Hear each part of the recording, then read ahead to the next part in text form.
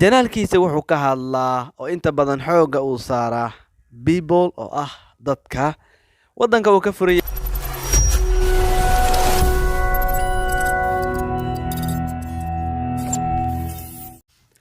السلام عليكم ورحمة الله وبركاته. soo dhawaada asxaabta ku xiran Dunika Official.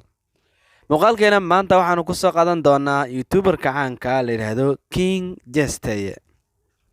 King Jasteye markaanu ka hadalno YouTube-kiisa ama kanalkiisa waxa uu furay 21 bishii 9 2019. janaalkiisa wuxuu ka hadlaa oo inta badan xooga uu saaraa people oo ah dadka wadanka uu ka furan yahayna waa Mareykanka.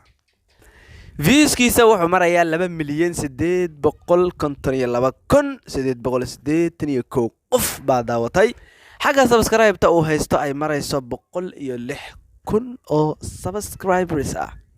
muuqaalada uu soo dhigay King Jasteye waxay gaarayaan ilaa 34 muuqaal buu dhigay YouTube-kiisa. xagga grade-ka markaanu fiirino ama levelka uu kaga jiro wadanka uu ka furan yahay waa grade B.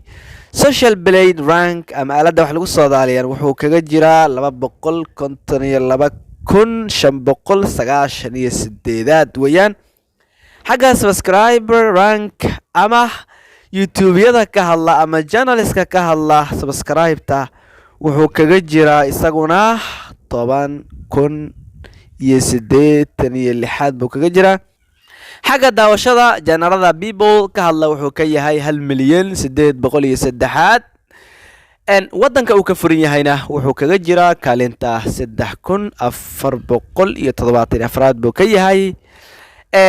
journalistka ka hadla people isagana uu ka mid yahay wuxuu kaga jiraa 2,747 buu kaga jiraa. King Jasteye YouTube-kiisa bishii waxa ugu soo xarootaa lacag u dhaxaysa 390 ilaa 6,000 oo dollar lacag ugu soo xarootaa. halka sanadkii uu soo xareeyo lacag u dhaxaysa 4,000 oo dollar ilaa 74,000 oo dollar. Masha Allah baanu leenahay King Jasteye. King Jasteye wuxuu runtii caan ka yahay aaladda TikTok. dadka badana raacsan waxay ka soo raaceen xagga iyo TikTok iyo madadaaladiisa xiisaha badan. muuqaaladan halka yaala isniintii oo kale waxaa daawadad aad u tiro badan. talaadadii saas oo kale maalin walba aad buu u korolayaa viewska, subscribe-ta iyo lacagaha ay sameeyaan intaba. waxaan u rajaynaynaa King Jasteye inuu ku soo biiro kaalmaha hore ee youtuberska Soomaalida milyanka gaara. وبهذه الدنيا كابو إذن الله. والسلام عليكم ورحمة الله وبركاته.